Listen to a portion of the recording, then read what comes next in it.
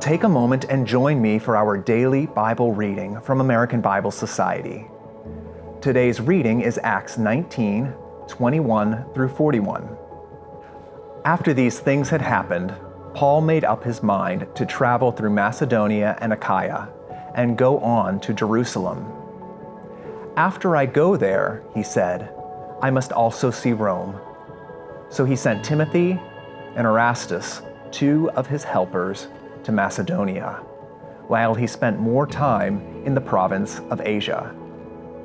It was at this time that there was serious trouble in Ephesus because of the way of the Lord.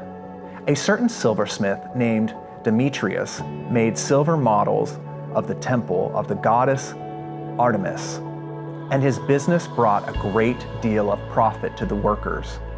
So he called them all together with others whose work was like theirs, and said to them, Men, you know that our prosperity comes from this work. Now you can see and hear for yourselves what this fellow Paul is doing. He says that handmade gods are not gods at all. And he has succeeded in convincing many people, both here in Ephesus and in nearly the whole province of Asia.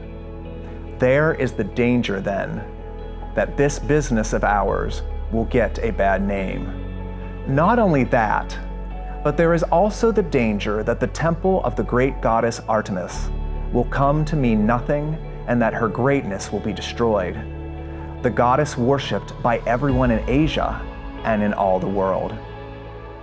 As the crowd heard these words, they became furious and started shouting, Great is Artemis of Ephesus. The uproar spread throughout the whole city. The mob grabbed Gaius and Aristarchus, two Macedonians who were traveling with Paul, and rushed with them to the theater. Paul himself wanted to go before the crowd, but the believers would not let him.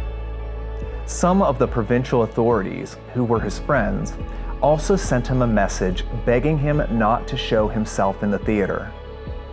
Meanwhile, the whole meeting was in an uproar.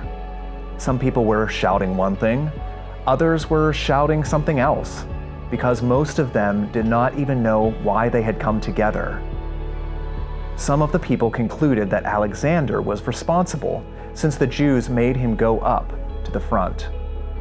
Then Alexander motioned with his hand for the people to be silent, and he tried to make a speech of defense.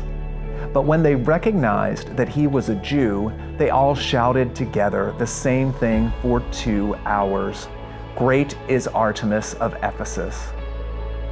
At last, the city clerk was able to calm the crowd. Fellow Ephesians, he said, everyone knows that the city of Ephesus is the keeper of the temple of the great Artemis and the sacred stone that fell down from heaven. Nobody can deny these things. So then, you must calm down and not do anything reckless. You have brought these men here even though they have not robbed temples or said evil things about our goddess. If Demetrius and his workers have an accusation against anyone, we have the authorities and the regular days for court. Charges can be made there. But if there is something more that you want, it will have to be settled in a legal meeting of citizens.